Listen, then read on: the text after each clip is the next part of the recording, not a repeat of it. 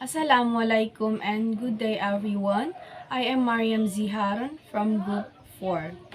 Today, we were going to tackle about the lesson that was given to us, the lesson 5, which is basics of summarizing. But before we proceed to the main topic, let me introduce to you the learning outcomes of these lessons. At the end of the lesson, the students can, number 1, determine the purpose of summarizing. Number 2, state the main idea or key information of a text. Number 3, apply strategies in summarizing. Number 4, use appropriate reporting verb. Number 5, apply various formats of in-text citations in summaries. And the last one, number 6, summarize the content of a text. What is summarizing? Summarizing is an important skill in critical reading. Summarizing is often used to determine the essential ideas in the book, article, book chapter, an article, or parts of an article. These essential ideas include the gist or main idea, useful information, or key words or phrase that help you to meet your reading purpose. Meaning to say, summarizing it deals with outlines of a text that can be shaped of a book, an article, or a paragraph in your own words. In summarizing, you do not have to keep to the length or original text, rather you have to reduce it. Reduce means to shorten, to minimize, to reduce by giving main parts only your own words. Summarizing is an important skill because it helps you. First, define your understanding about the text. Second, learn to identify relevant information or key ideas. Third, combine details or examples that support the main ideas. Fourth, concentrate on the gist or main idea and keywords present in the text. And the last is capture the key ideas in the text and put them together clearly and consistently. Good morning, Assalamualaikum. My report is what is not summarizing, write down. Everything and everything ay hindi siya masasabing summarizing kung buong text din ang kukunin mo. Sa ideas from the text word to word naman ay hindi siya matatawag na summarizing kung kukopyahin mo siya sa word to word. And summarizing dapat ang kunin mo lang is yung important about sa text. Ang incoherent and irrelevant ideas which is dapat summarizing lahat, isusulot mo which is my point at relate sa topic mo. Ideas that are not stated in the text, which is maaari din na gumamit ng idea na wala sa text pero dapat siguraduhin na relate ito sa konsepto or idea ng text. Summary that has same length or longer than the original text. Sa paggawa ng summarize ay dapat maiksi lang kumpara sa original na text. Siguraduhin na buod lamang ito para madalin maunawaan ang nilalaman ng teksto. Okay, let us now proceed to the guidelines in summarizing. Number 1, clarify your purpose before you read. So yes, dito, i-clarify natin or linawin natin kung ba't ba tayo magbabasa ng isang text, kung mag-iimbestiga ba tayo or something else. Number 2, read the text and understand the meaning. Do not stop reading until you understand the message conveyed by the author. Locate the gist or main idea of the text, which can usually be found either at the beginning, in the middle, or in the end.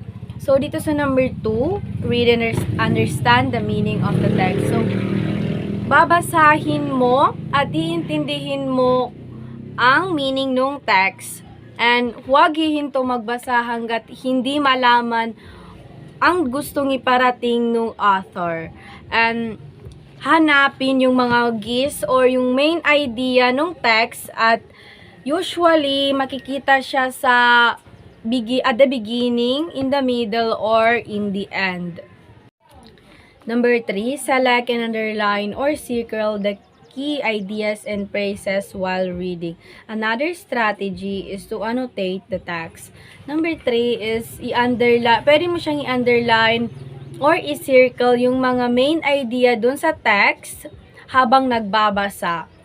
Just like sa mga ginagawa ko sa mga module, habang nagbabasa ako ng module, yung mga nakikita kong, alam kong important information, ina-underline ko yun siya. And then, another strategy is to annotate the text. Number 4, write all the key ideas and phrases you identified on the margins or on your notebook in a bullet or outline form. Number 5, without looking at the text, identify the connection of these key ideas and phrases using a concept map. So yes, i-identify mo kung ano ba yung mga connections nung key ideas na nakuha mo at saka yung mga phrases. Number 6, list your ideas in sentence form in a concept map. So, dito sa number 6, ililista mo na yung mga ideas in a sentence form. And then, number 7, combine the sentence into a paragraph. Use appropriate transitional device to improve cohesion. Yes, dito sa number 7 naman, yung mga sentence na nabuo mo, gagawin mo naman siyang paragraph. And then number 8, ensure that you do not copy a single sentence from the original text. Yes, make sure that you did not copy any single of a word to the original text. Make sure of it. Number 9, refrain from adding comments about the text. Stick to the ideas it presents. Number 10, edit the draft of your summary by eliminating redundant ideas. So, dito, i-edit mo na yung mga ideas na nakuha mo and iaalis yung mga hindi naman mahahalagang mga ideas. Make sure of it. Then, number 11, compare your output with the original text to ensure accuracy. I-compare mo yung na-summary mo or yung mga main idea na nakuha mo sa original text and make sure na walang ni isang sentence na nakopy mo dun sa original text. Number 12, record the details of original source. Yes, i-record mo yung kung saan ba nanggaling ang text na ito, kung kanino ba ito, kung sino ang author, kung kailan na i-publish, kung ano ang title, kung saan na-publish, or kung ano yung URL if online siya na-publish. It is not necessary to indicate the page numbers of the original text in citing source in summaries. Number 13, format your summary properly. When you combine your summaries in a paragraph, use different formats to show variety in writing. Formats in summarizing. The three formats that you may use in writing summaries are idea heading, and author heading, and date heading. Number 1, idea heading format. In this format, the summarized idea came before the citation. Example, benchmarking is a useful strategy that has potential to help public officials improve the performance of local service. Falls 2004, Ammons 2001, once the practice of a particular city is benchmarked, it can be a guidepost and the basis for the other counterparts to improve its own. Number 2. In this format, the summarized idea comes from after the citation. The author names are connected by an appropriate reporting verb.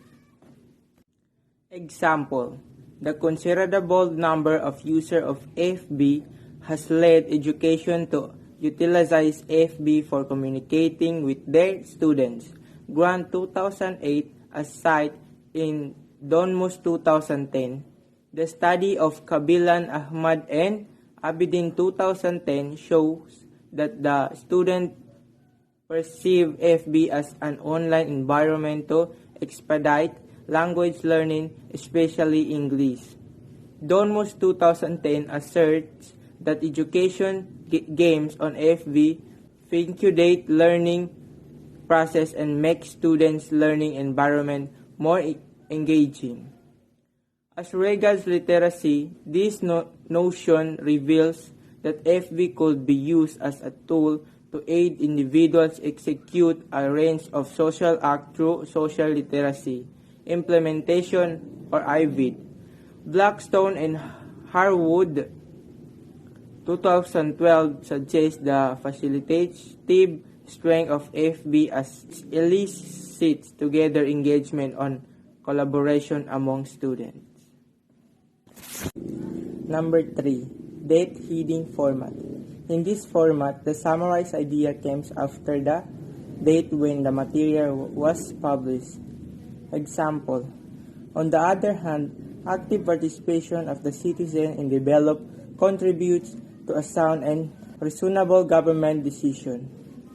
In their 2004 study on the impact of participatory development approach, Irving and Transbury argue that participation can be valuable to the participant and the government in terms of the process and outcomes of decision making. Okay, let us proceed. Using reporting verbs when summarizing. A reporting verb is a word used to discuss another person's writing or assertion. They are generally used to incorporate the source to the discussion in the text. Example nito is,